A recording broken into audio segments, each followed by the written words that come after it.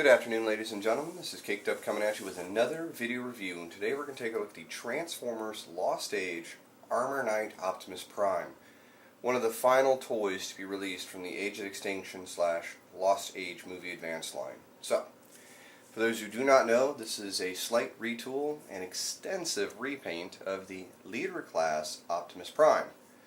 I skipped the first version of the mold to wait on the Takara version, which I then skipped on because it took forever for a particular toy store to receive them, so I just canceled the order and moved on.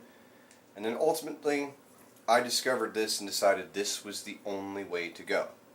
Now, I ordered it in May, and it just now got here at the end of the summer because it came from Japan. An Amazon store in Japan. Couldn't tell you who they are. To be honest, I wouldn't at this point. So, looking at the package. Lots of chrome and clear plastic, which can make it really hard to see with the light outside, but it's a beautiful looking package. One of my favorite details is the way he was packaged, holding the sword. Now, I wanted to open him up right away just to play with him because he looks so cool, but I felt that shot needed to be taken. So, Age of Extinction white, come back over here. That's not a sticker unlike some of them. Nice picture. Whatever a sword of Temenos is. He's got a convertible face, sentinel shield. There's his truck mode. He's got Dinobot, Grimlock, Class 1 Destroyer. And then here's his bio. You can go ahead and pause that and read it on your own time. All in all, a wicked package with a very good looking piece on the inside. So let's get him open. Okay, ladies and gentlemen, we now have Optimus Prime opened up and in his truck mode. But before I begin, I have a confession to make. I filmed that introduction 7 months ago, so it's just taken me a lot of time to get back to this particular toy. Not because he isn't awesome, but because life is kind of a pain that way. Copious amounts of overtime, a sick pregnant wife who's due to deliver any day now, if she hasn't already by the time I upload this, so on and so forth. So, without further ado, let us begin. This mode here represents what I like to call G2 Laser Movie Prime.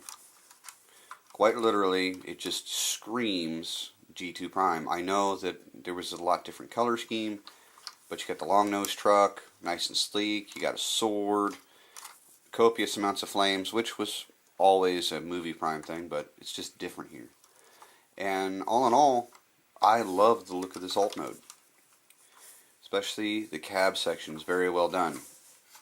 The rear of the cab, not so much. Kind of hollow and see-through. But you put this exposed shield on it, and there you go. I actually kind of like the way that looks. Covers up the hole. Over here on the bottom, you've got the sword. Slides in and out. It does cause the bottom of the vehicle to drag just a bit. Haven't been able to mitigate that, but it appears to be that's actually the sheath here doing that. And or whatever you call this, the sword holder.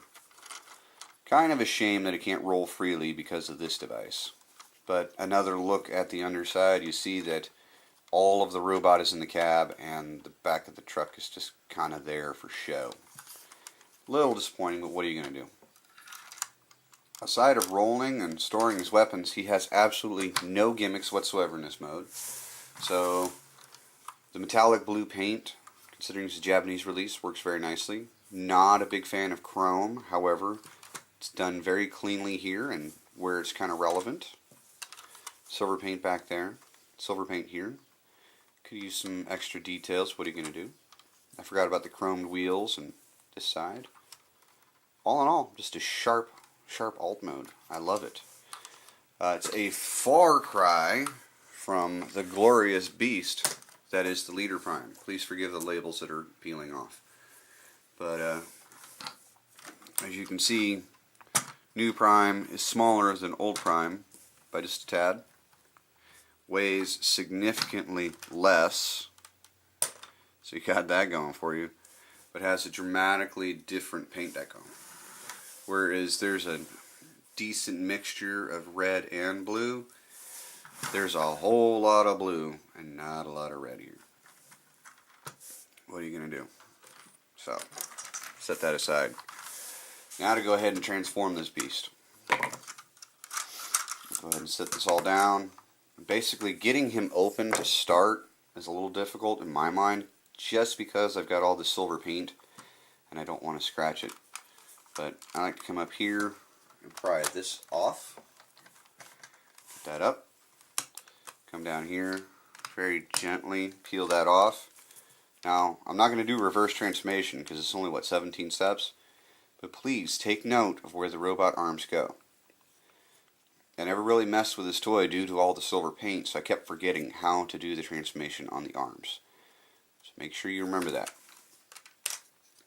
Go ahead and fold that down, and then we can start getting this up and out of the way, which allows you to move the chest, because you can get the arms going. Voila. So we'll leave that where that is. Come over here, and you want to take the bumper. You're going to have to open it up. It's got one of those hook tabs, and I really hate hook tabs on some toys because I'm afraid I'm just going to shear them off. Once you separate that, you're going to want to rotate this up. You're going to bring this whole assembly around. And there's this cool little spring flap that fills in the leg when you do that. So, mighty fine in my mind. Come down here. You want to find a way to get the toe moving without scraping the paint. Rotate this down and around. Just rest it back there. There's a leg. Second verse, same as the first. Rotate this down and around. Rotate this down and around. And then you want to get that. So, rotate the legs at the waist. Sorry, not the legs. Rotate the waist at the waist. There we are. Fold that down. Alright, now to adjust the camera and start this portion of the transformation again. You got the little panel up here. You want to split this, which is easier said than done because it's so thin. I always frustrate myself thinking I'm going to break it. It's actually quite stable, but nonetheless, take this chest panel here, which looks wickedly awesome, by the way. Push that in, and the head pops up and sort of exposes the face. That comes up with force. So much, supposedly, people were losing the heads of their toys originally. Ooh, I missed a step with the legs. You're supposed to rotate this around. My bad. So, now, kind of already did it on its own, but you take that, slide that down, and you come back here, and you're supposed to be able to untab this so it will adjust. However, mine always hates to remove with like vigor. I'm surprised the toy can fight me as much as some do. So, and last but not least, you got these hip skirts. I don't think they're a necessary detail, but they are there. But you just fold it back. The front part, which is formed from the side of the truck, if you didn't see, goes up like this, whereas the back part just goes back there, and generally is covered by the legs. So again, voila, there we are. And then you essentially just adjust the armor to your liking, and now we have Armor Knight Optimus in his robot mode. And a lot of fans are upset because, OMG kibble. Why so much kibble? This is horrible. The CGI model does not have kibble. So on and so forth. This right here, I agree. This should have been on a hinge to fold up and around, collapse in, disappear, become guns, form something else. This section, I do in fact have a problem with. This, I actually like the look of it from the front. I'm actually more frustrated with the CGI model than I am the toy, because the CGI model basically goes from a blue truck to a robot that has no indication whatsoever of turning into a vehicle, except for maybe like little bits on his legs.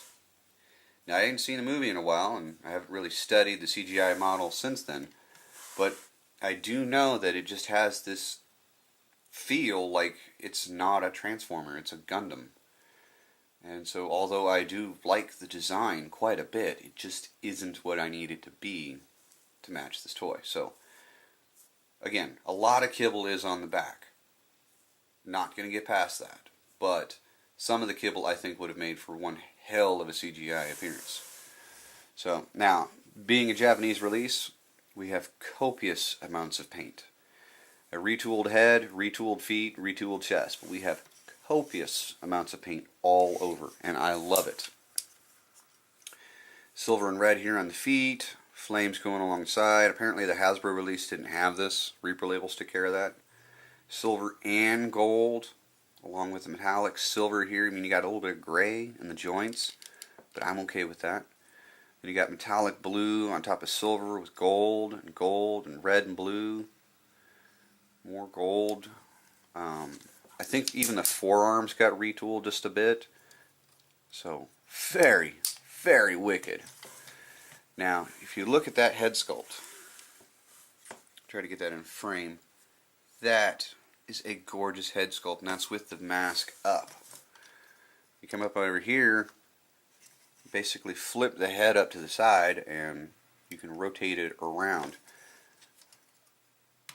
all the way up. I'd be careful, just because I can, and I even had to unscrew the screw just a bit to make it a little easier to move around, because I did not like it. So there's his grrr face. One of the reasons why I opted for this toy over the original Takara release was because of the head swap gimmick. Normally I don't give a rat's patootie about it, but this just really, really worked because it was so elegant and done in a self-contained unit, which a lot of third-party companies don't understand. They're just like, oh, take the head apart, put on new face. Even the Masterpiece Ultra Magnus was take the head apart. You know, wasn't really feeling it. So here's the shield. It's a opened shield because you still got the blasters there on the end. It's painted on both sides, which was something the Hasbro release did not have. It looks like these are either just circles for definition or something else, but you might be able to peg something into them. I don't really know. And that also looks like it should plug something in to further enhance it. But beautiful paint. Now I can't tell what color that is, and my wife's not awake right now because she's pregnant, but I absolutely love this shield. Very well done. Now the sword, on the other hand, the original sword did not look very good. It was yellow, like screaming translucent yellow for one, and two, it looked nothing like the show. Now you focus in on the detailing, you're going to see that there is a lot of sculpted detail, and it's all lost in the translucent orange plastic. That irritates the living heck out of me, and I wish I would have been fast enough to pick up the Dr. Wu sword. But when I first saw pictures of this toy, I never really examined the sword. And I went, oh, well, Takara's going to make a better sword, so we're okay. Well, technically better. I don't want the translucent lightsaber orange. Just not my thing. But they do look sharp. Now, I forgot to do the articulation. The head is on a pseudo ball joint. However, since it's on the spring plate, you can do the Hotel Transylvania Nazi cuckoo. Oh crap, I got stuck. There we go. I would be careful with doing that because I don't want you to catch the face on that lip, much like Revenge of the Fallen Stratosphere. So, there you go. The shoulders are on ratchets right here, which is kind of cool, but you also got a little bit of wiggle, so you could probably dual wield this sword. Don't know, haven't tried. Ratchets out there. Then you got ratcheting elbow, bicep swivel. What's new to this toy apparently is a swiveling wrist and a thumb open so you can slide the sword in. Doesn't really add up to much, but it's there. As you saw in the transformation, there is technically a waist joint. However, you gotta kind of expose it to get to it. So, choice is yours if you really want to exercise it. And you can move this up again. Nice deep ratchet there. That's about as far back as you're going to get for your collide.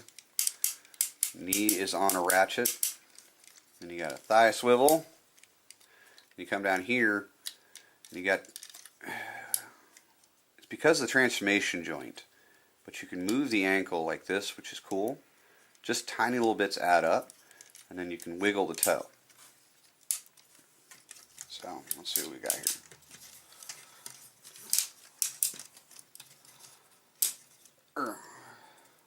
all of these really stiff ratchet joints. It's almost glorious, but at the same time very aggravating. There we are.